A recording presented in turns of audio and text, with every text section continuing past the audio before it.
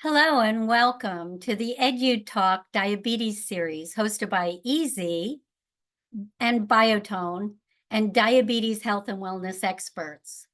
With the daily challenges of diabetes and interest in health and wellness strategies, the Edu Talk Diabetes Series supports building your wellness community by connecting you with health experts who share their knowledge and expertise on topics of concern to provide you the tools and resources to support and manage a healthy lifestyle.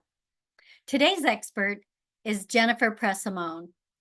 She's a certified clinical aromatherapy and herbal educator at JennScents Aromaversity and NAHA Level 1, 2, and 3 approved school.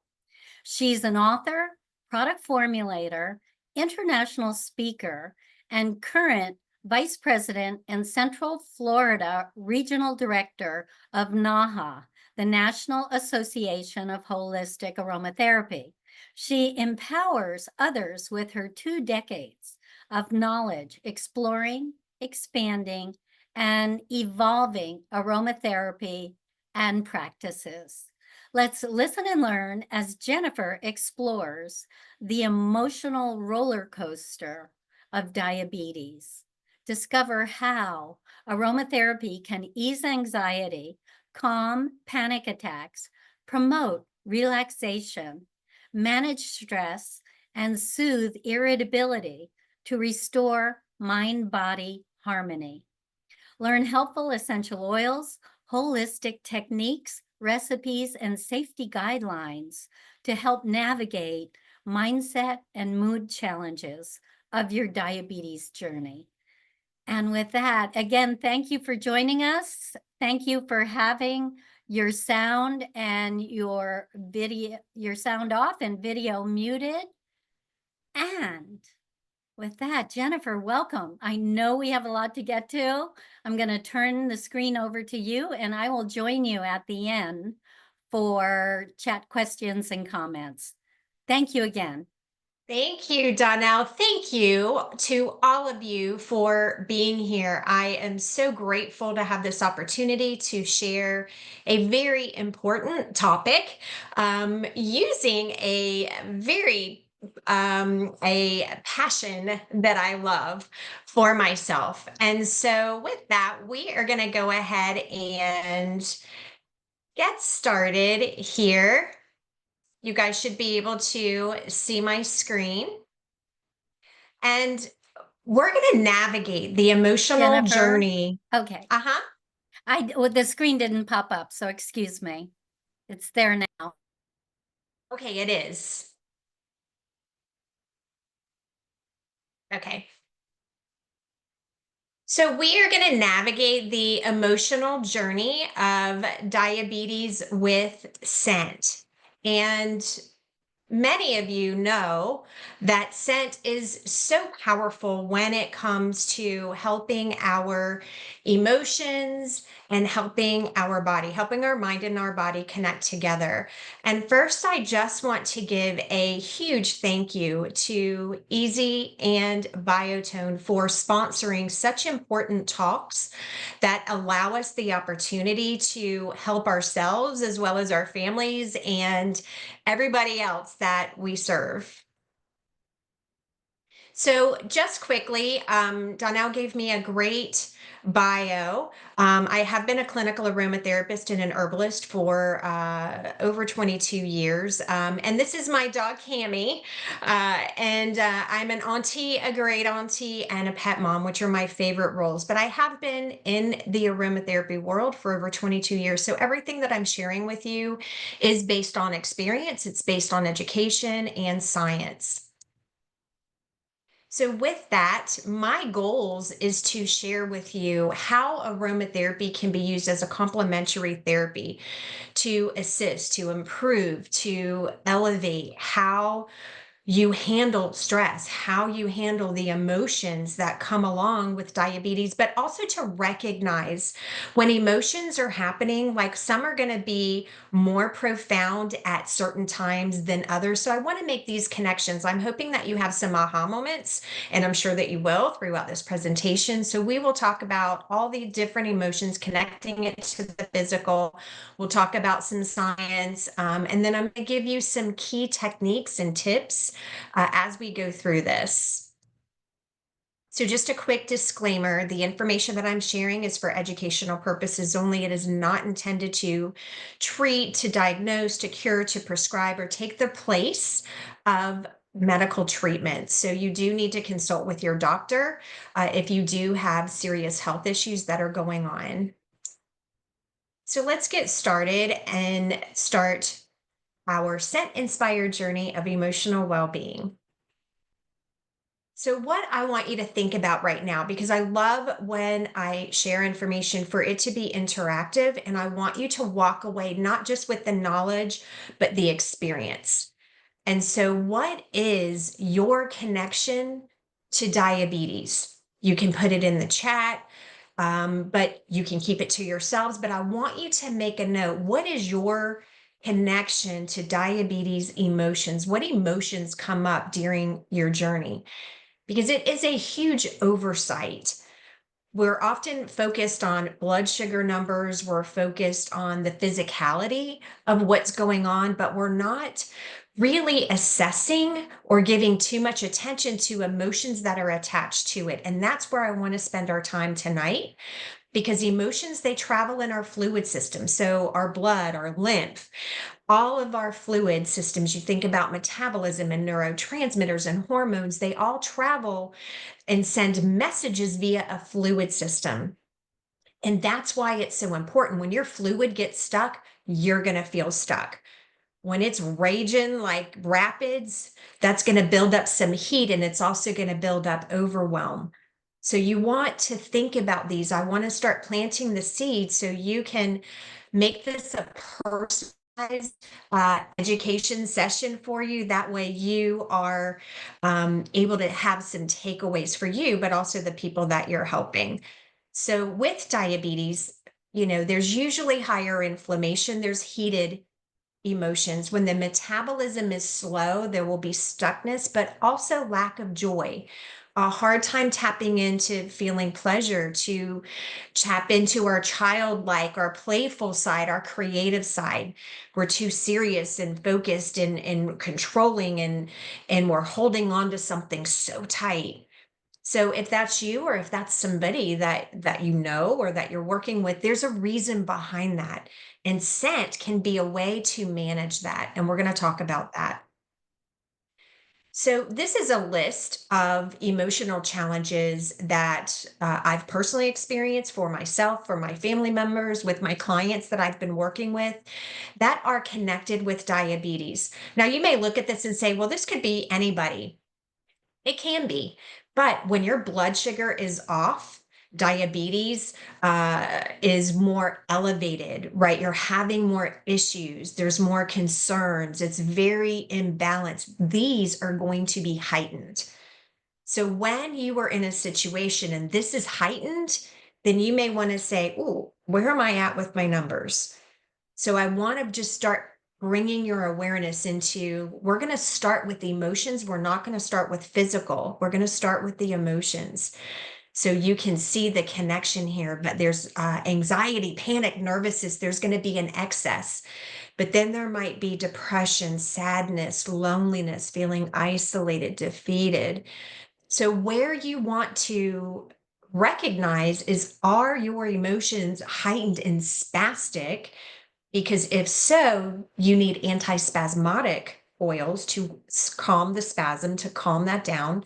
But if you're down and you're lethargic and you're sad, then we need stimulants to raise that energy up. Our goal is to be at balance. And if you're up here, we need to bring you to balance. And if you're down here, we need to bring you up to balance. So keep that in mind when you're choosing essential oils. There could be a reason to choose one oil over another.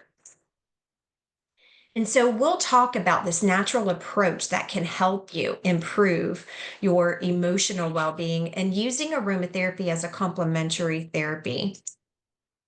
So, when we're talking about essential oils or we're talking about aromatherapy, we're talking about pure essential oils, not the synthetic fragrances. They offer a different effect on the body. So, true aromatherapy practices, holistic aromatherapy uses the pure essential oil to activate a response in the body because your nose is a protrusion of your brain. When you smell a scent, it's going in, it's working through the limbic system to activate different parts of our emotion brain to go to the brain and say, hey, I can come in and I can help with these things.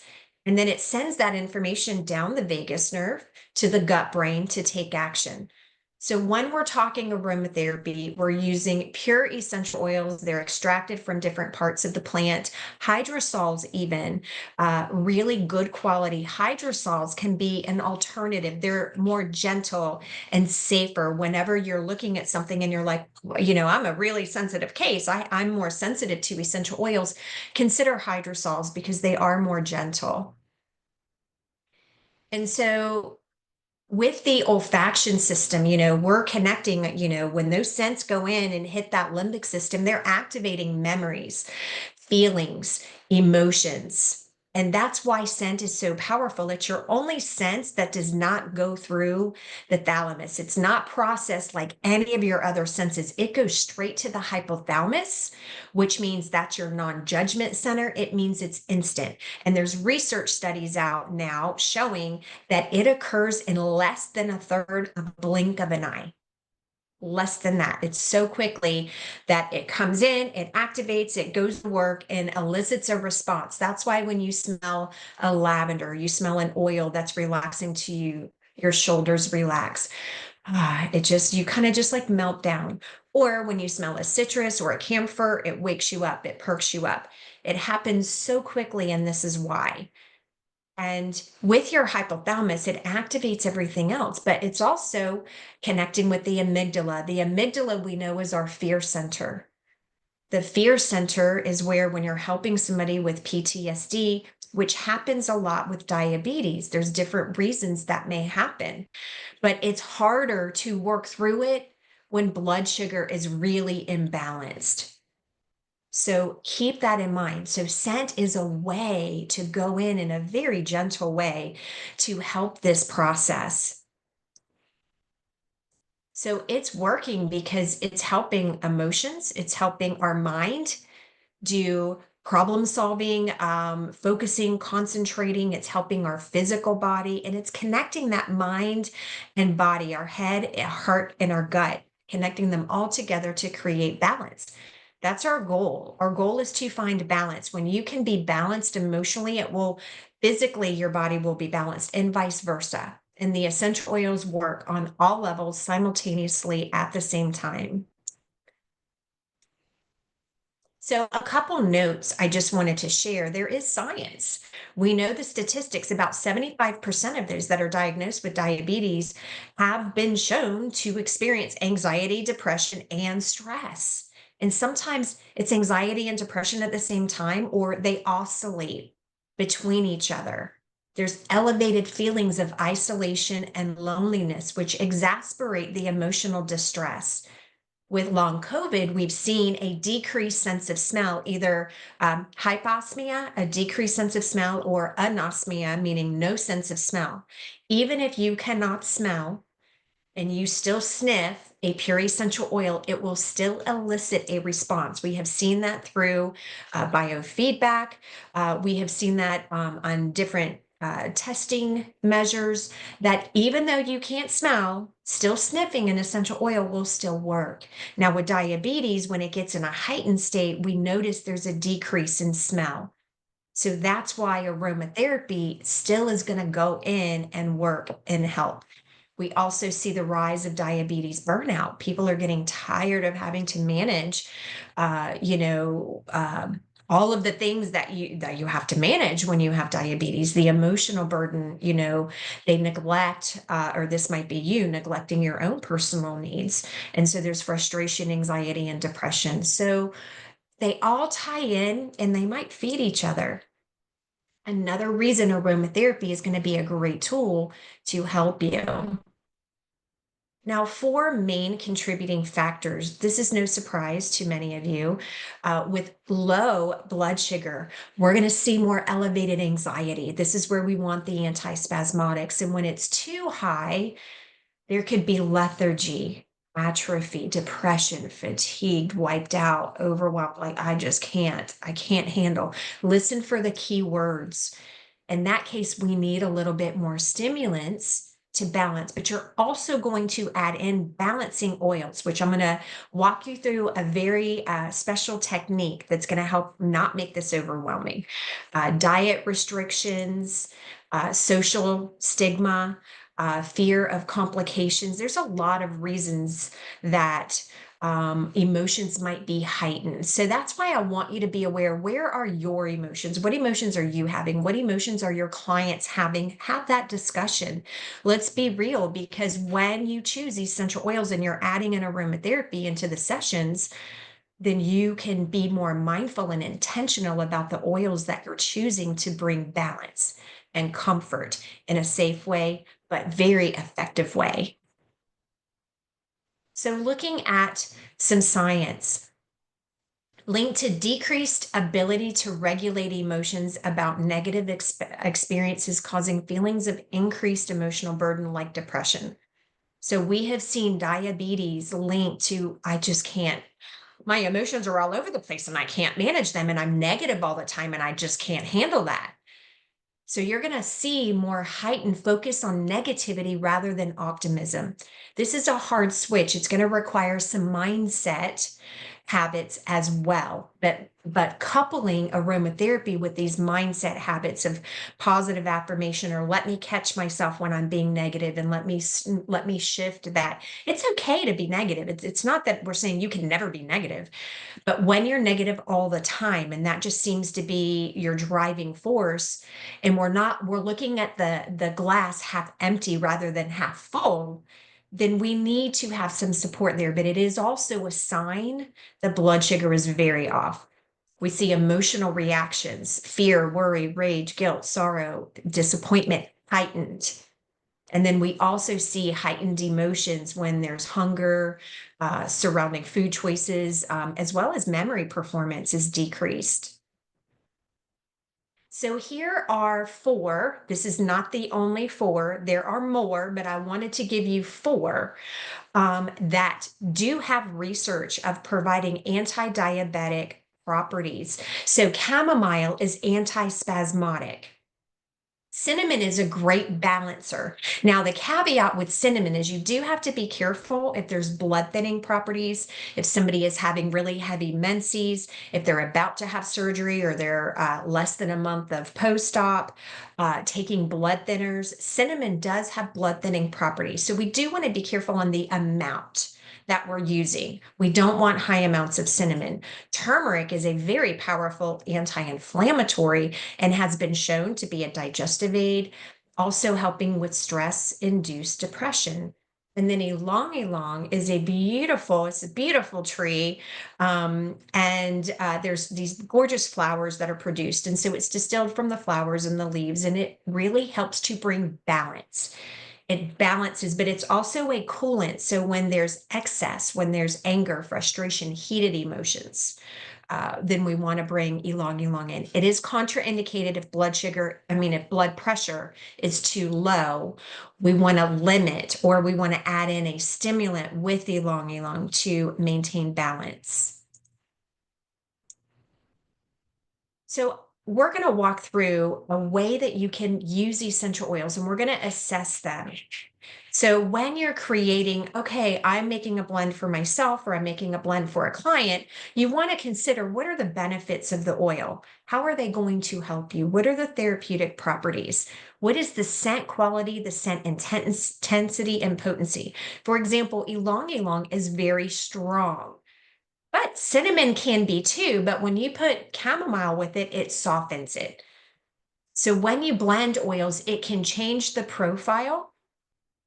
And so I'm going to teach you how to assess. There's hundreds of different essential oils. It's a lot to remember, but I'm going to teach you 5 scent categories that's going to help make this whole process very easy to choose the right remedies that you need. So we're going to look for oils. These are the top 3 properties that you want to consider in an essential oil when you're putting it into a blend for yourself, for your clients, for your family.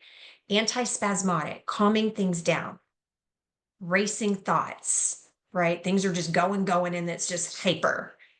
Chamomile, clary sage, lavender, marjoram, sweet orange are some of my favorite. Anti-inflammatories, cedarwood, frankincense is wonderful, ginger, peppermint, turmeric, and ylang ylang. And then your anti-diabetic. So bay laurel is another anti-diabetic, geranium and grapefruit, along with that cinnamon, and that's cinnamon bark and leaf. I personally like the leaf because it's gentler. The bark can be very irritating. And especially if it's not emulsified heavily, it can burn the skin. So I'm careful with the bark. I do like the leaf better. Now, these are the 5 categories, and I'm going to teach you some specific essential oils that fall within each of these categories and why you would choose them. When would you use one essential oil over the other? How do you match that up to your emotions? Because the goal is to create a personalized solution, a personalized blend that's going to help you right now get into balance. Keep in mind, we're not always making a blend to fix things. We have to always consider what's working, what is balanced, what is right, so we can maintain it. So with your spices, they elevate, they ignite your fire, your passion, your purpose, your willpower to keep habits, willpower for those food choices. They help to combat bitterness, resentment. They help you during times of grief, and they heat up cold emotions, very distant, stubborn, cold. Now, fruits, they're going to lift your spirit and your mood. These are mood elevators. They're filling in for the desire of sweets. So if you're breaking some habits of sweets, then a great thing is to grab a roll-on, or you can grab a nasal inhaler and have citrus in there and use that to help curb those sweets. Again, having that sweetness when you're smelling it, it's going to go in and bring balance, but it also, when you're sniffing it per nostril, it's going to satiate those taste buds to help quench some cravings that aren't as healthy. But they also help with sadness, anger, cooling hot emotions. Your herbs are going to be nourishing and nurturing, especially to the gut. And when you feel unsupported, flowers are balancing. So say that you need spices and fruits, but you need, trees that are grounding and bringing stability and strength. Flowers are going to keep things at balance. So it's a nice little way that we can take all these oils, hundreds of oils, and put them in one of these categories, and then it makes it easier. Then you only have to remember 5 categories. There are more categories, but these are the basics. It's a great place to think about. So I'm going to walk you through some different essential oils and give you some information about them and how to use them. But if you have them, I want you to grab them and I want you to smell them. I want you to connect with the scent, with the information that we're talking about. And then I want you to do something that's called olfactory sensory testing. It's this technique that I created where you smell it. Do you like it or not? On a scale of 1 to 10, 1 being, um, you know, uh, and here 1 being it's the best and 10 being no way. You can also reverse this and say 1 is no way and 10 is the best, whatever scale you're going to do. And then you want to think about what feelings, thoughts, and emotions did this just provoke? Because that's telling you the emotions that's driving your blood sugar to be out of balance. It's driving the emotions, keeping you in this chaotic state. And then where are you feeling it? Is it in your throat? Is it in your chest? Is it in your stomach? Because that's telling you where those emotions are hidden. And then how strong is that scent to you? Is it, oh, that's really strong, or it's very light? All of this means something. So if we look at the spice category, you have cinnamon, ginger, and fennel. These are some of my favorite spices, particularly when we are working with diabetic balancing.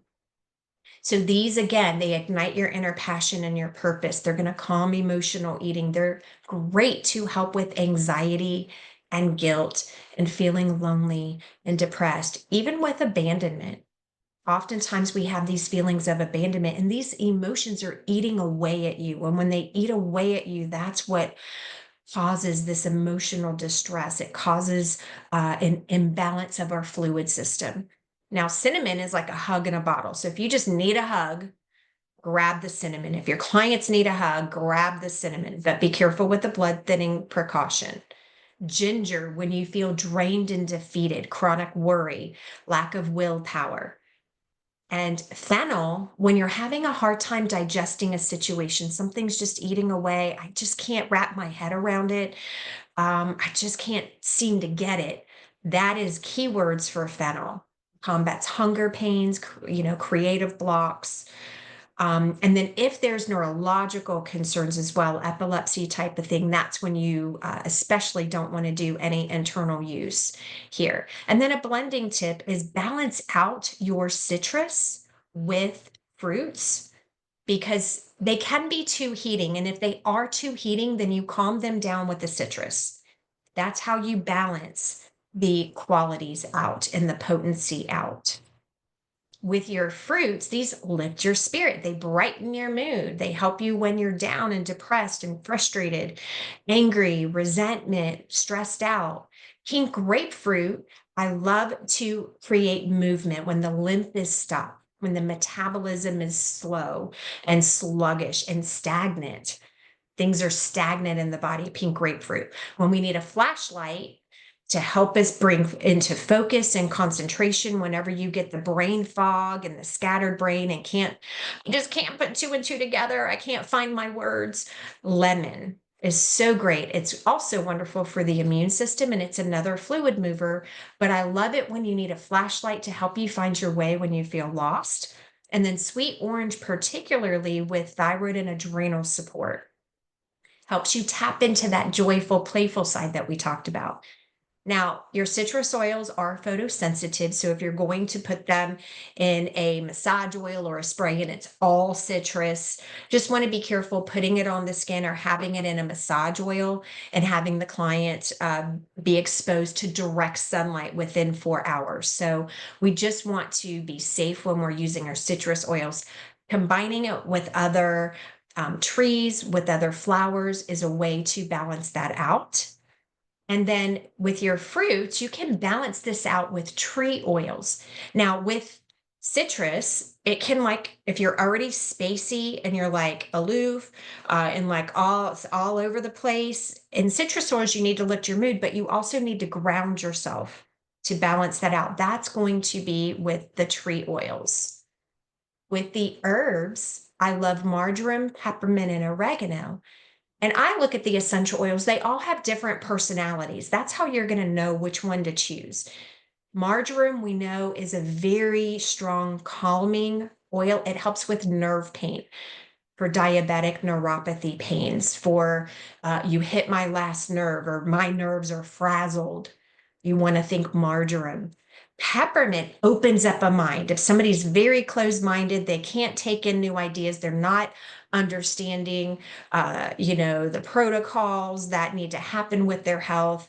They're feeling overwhelmed, even with hangry, symptoms, social anxiety. It's also a very cooling oil. But mints are contraindicated with breastfeeding because it dries up the breast milk. So we want to be careful there. And then oregano, for somebody who feels attacked, their boundaries are invaded. They're giving their power away. They're allowing people to take advantage of that. Oregano is very powerful for that.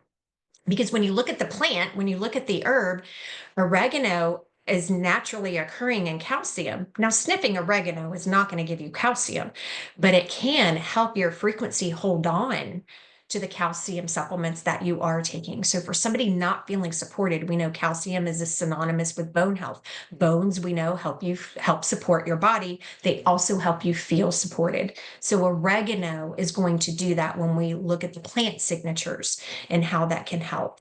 Now, to balance out spices, if you need to balance it because it's too strong, uh, then we want to bring in some spices to help with, to manage that with the digestive juices and the appetite. And then your flowers are balancers. Roman chamomile is a caretaker. You feel nurtured, you feel loved. Geranium is great for stress, anxiety, and depression and willpower, for balancing fluid system. Lavender, we know, is our jack of all trades. It just is a nice harmonizer, quieting that mental chatter, helping the moodiness. And ylang ylang, so particular for self-love, self-acceptance. Envy, jealousy seems to be heightened also when blood sugar is really off, when diabetes seems to be unmanageable or out of control right now. We want to go back and look at the emotions. Most likely you need at least one of these flower oils to bring in balance. And you can balance the flowers out. If you don't need too much balancing, you just need a little, then look at your citrus, your herbs, or your spices in which direction that you need.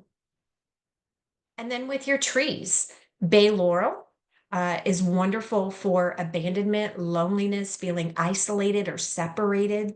Cedar wood when you need strength, emotional resilience. I just can't take anymore. We want to be thinking Cedrus atlantica.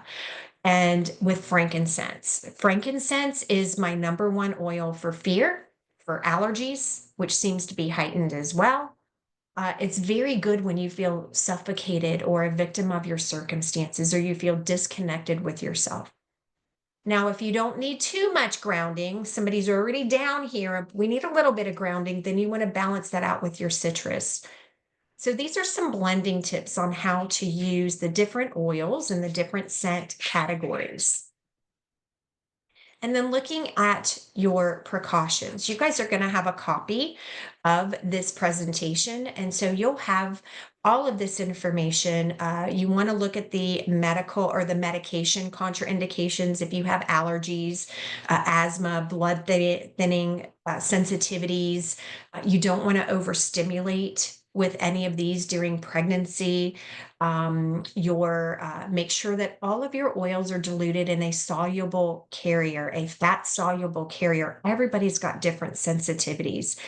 And so using them neat is really causing long-term. If it's short-term, that's different than if it's a long-term use. So we want to make sure it's diluted in a carrier. And then no ingestion without proper training. Being on the board with the National Association of Holistic Aromatherapy, we get feedback from the community, from people introduced to aromatherapy, and some are having some serious contraindications without that proper training. So we just want to make sure if that's something that you're going to do, that you have that training.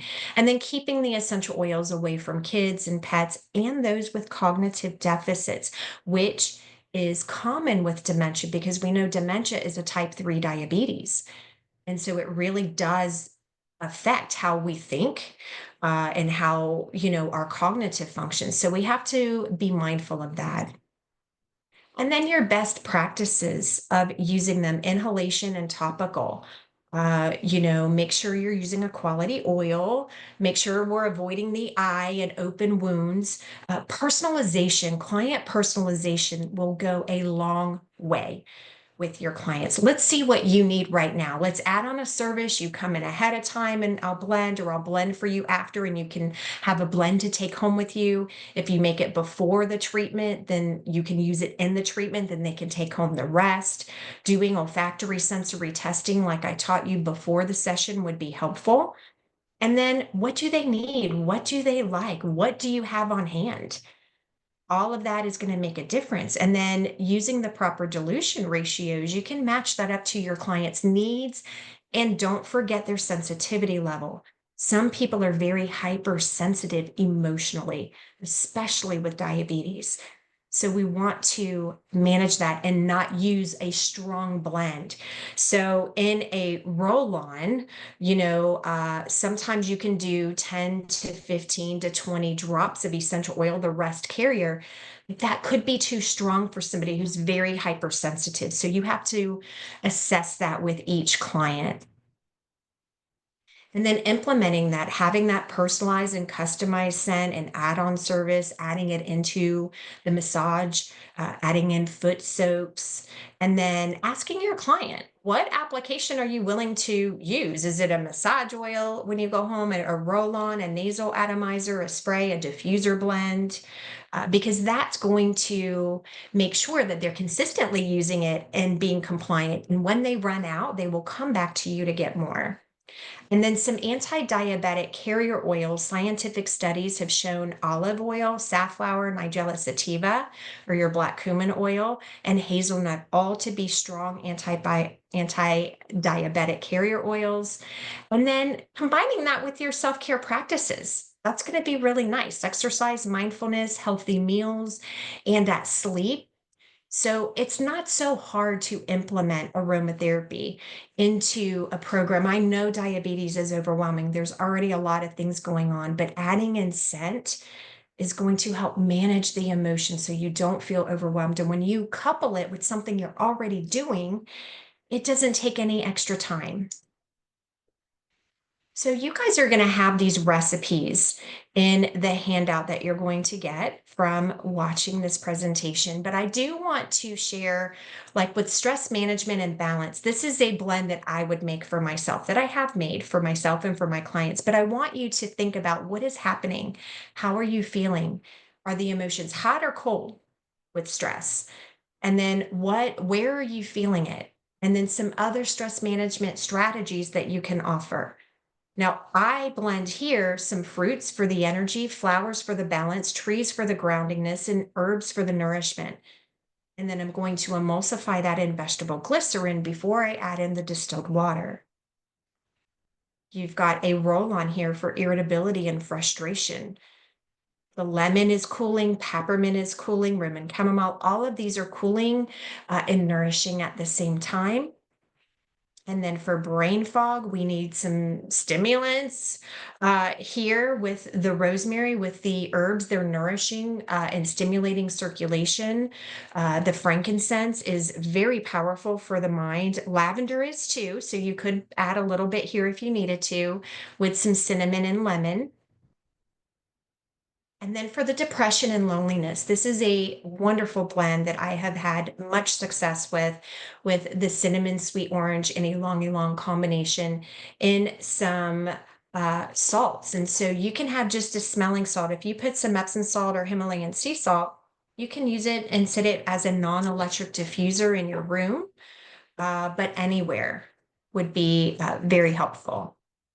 So we've gone over a lot. So just to recap, with the emotions in diabetes, there's going to be a gamut of emotions that come up. There's usually going to be some level of anxiety, depression, stress. There's going to be fear. We hold fear in the kidneys. So kidneys, urination, the urinary system might be off. Like if you're doing reflexology and you're hitting those kidney points, bladder points, they might be more sensitive. There's emotions attached to it. The aromatherapy works not only on the physical, but the emotional and the mental side at the same time. So even if you don't know what emotions or somebody's not willing to share, have them smell an oil, see what they like. And that is what they need. That's a personalized service to help. It's a way to add in complementary therapy to your diabetes management regimen, and then selecting your specific oils and the applications that are going to serve your specific needs, but also what are you willing to do? In what form are you willing to smell your oils? So I want to leave you with the body and mind are interconnected. What affects one will affect the other. And so anytime emotions are off, the body is off. Anytime the body is off, the emotions are off. Oils are great adaptogens to balance no matter where you are in that cycle. And I'm going to give you some resources here, some links to those studies that I shared with you. That way, if you want to go and research more, you can. And I want to say thank you so much for having me. And I am going to turn it over to Danelle. Well, hi again, and that was so informative. Um, I think I need the one for brain fog right now because you gave so much information. I'm almost not sure where to start. Um, so let's say tomorrow we're going to incorporate this into our lifestyle, into our practice, um, and we march out to buy it. I'm wondering, how is it that simple? Or to find a carrier oil, or to find the roll-ons, or, the spray bottles, or um, finding the good quality essential oils. How would one begin their um, journey, let's say, Mhm. for creating their own blends? Yeah, so to have where do you start creating your aromatherapy toolbox? Certainly, you want to have great quality. We want to make sure they're quality. Looking at the companies that produce a higher quality essential oil that do the right testing on there.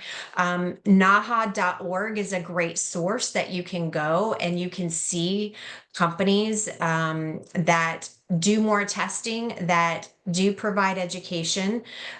Certainly, if you go to your big box stores or to the supermarket and you're picking up oils, they're different than extracts. They're different from fragrances. They're not the same as the perfume ones that you smell.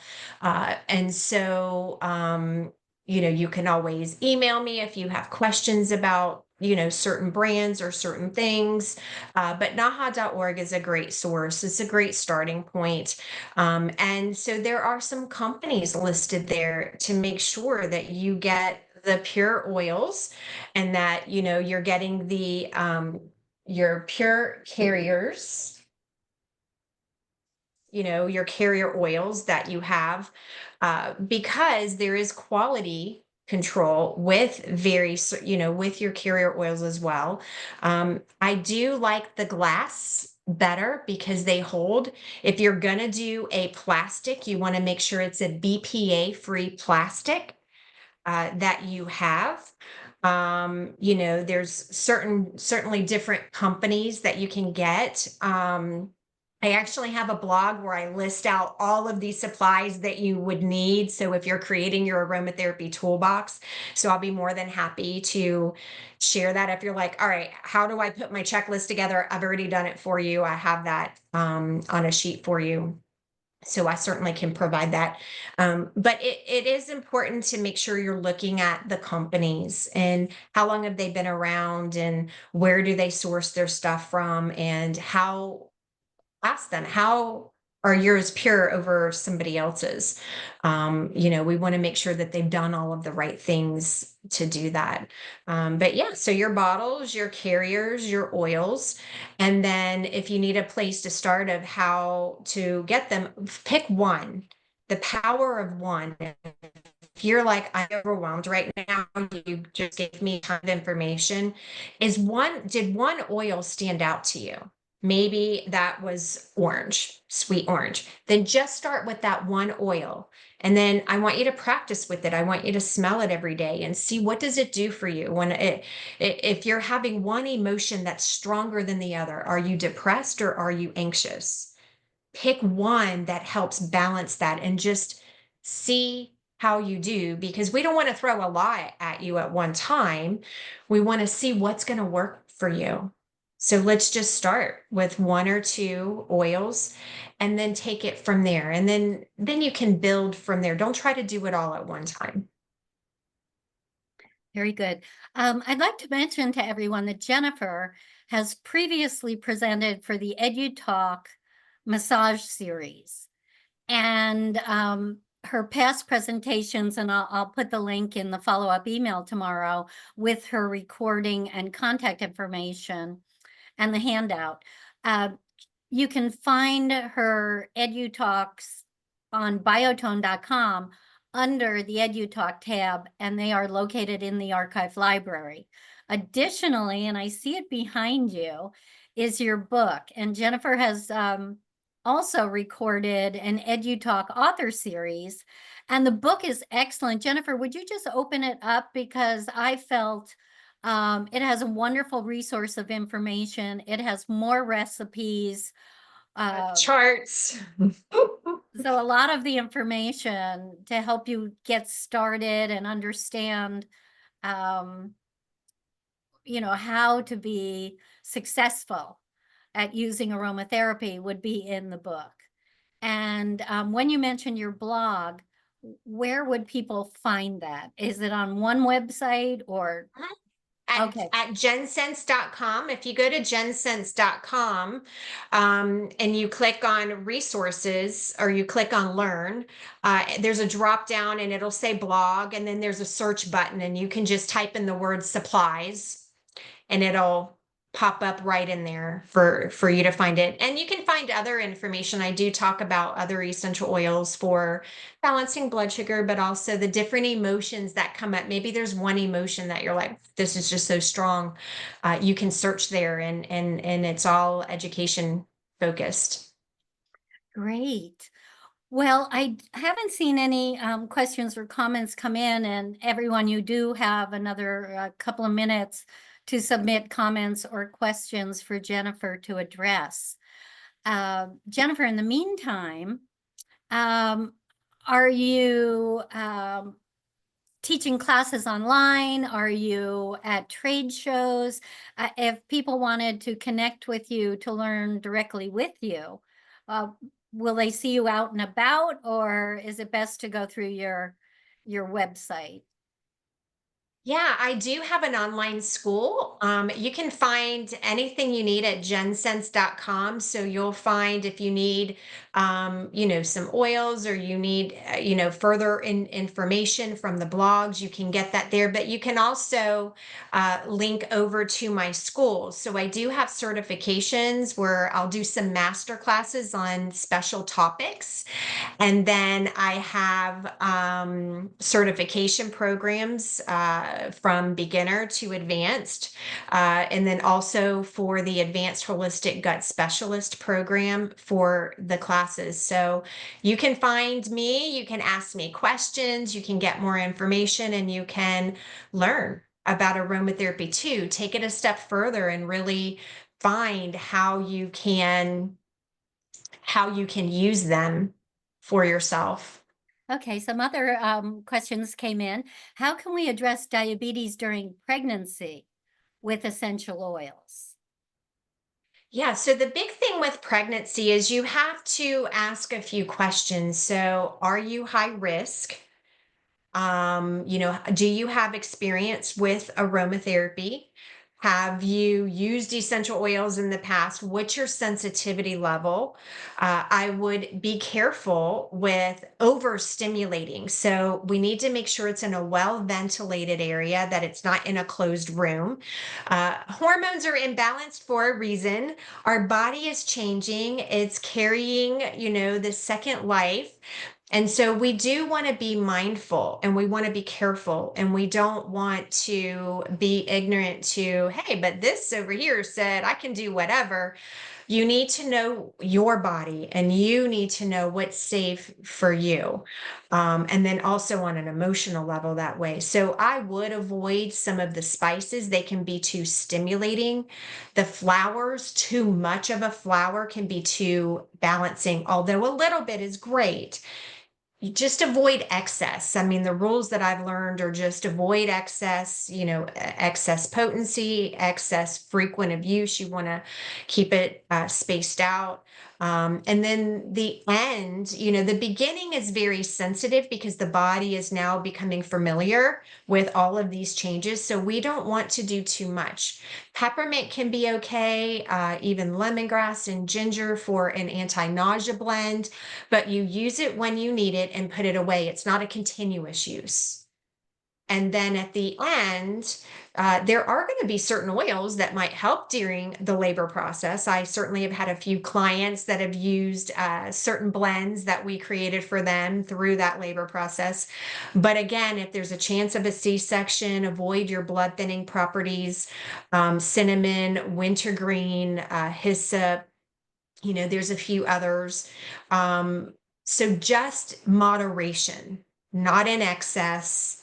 Limit what you're using, not overstimulating. Those are going to be the biggest things you want to be careful of. All right. Any connection, aromatherapy with insulin resistance? Um, Causing insulin resistance, it's not going to cause insulin resistance, but aromatherapy is going to work on an emotional level. It's going to work, it's going to connect the physiological side and the psychological side. And so we're using that to balance. It can balance physiological issues going on. And so if the body, even thinking, of the immune system, if the body is fighting something, oils can come in and help, but it's not going to cause insulin resistance. It's not going to contribute to that. We're using that to help manage the effects that's occurring because of the insulin resistance, things that are happening in the body. All right. And I'd like to circle back to your mention of type 3 diabetes and dementia. And also let our audience know that in 2025, Jennifer will do an EduTalk Diabetes series on that topic. And so when we get into 2025, please watch for invitations to that EduTalk. But can you discuss a little more about that? Scent and type 3 with Yeah, diabetes. it's so profound. When you smell a scent, it's going in through your nose and it's connecting, it's recognized through our olfactory bulb. And we have science showing the route in which, viruses enter the body is through that olfactory bulb. But we're also finding the benefit that it's having with dementia and cognitive deficits. This, of course, is a topic that's so near and dear to my heart. My mom is in advanced stages of dementia, type 3 diabetes. And so we've seen the science for years. When you're using scent, it actually activates certain parts. We have different memories that happen in different parts of our body.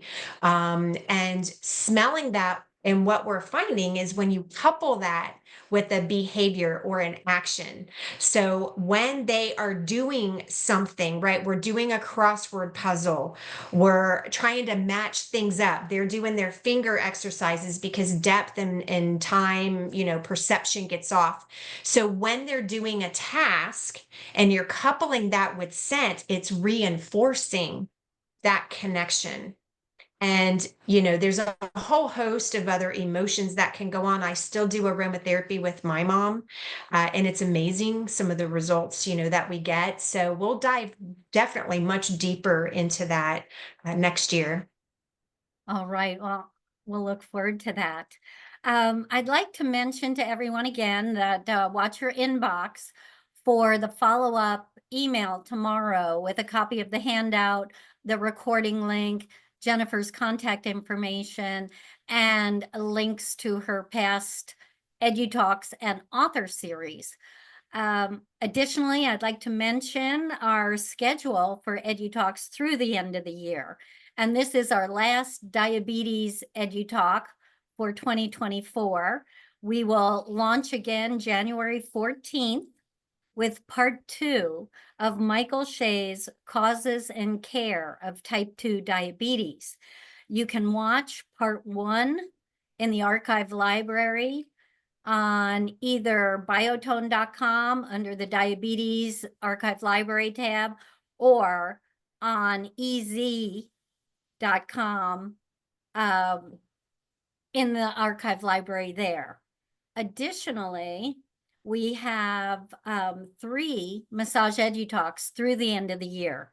November 26th, right before Thanksgiving, we have Kelly Lenny presenting Expand Client Service of Well-Being Through Social Wellness Trends and Ancient Healing Traditions. And Kelly is a past presenter of EduTalks, and those can be found in the EduTalk Archive Library as well. On December 3rd, we have Taya Countryman.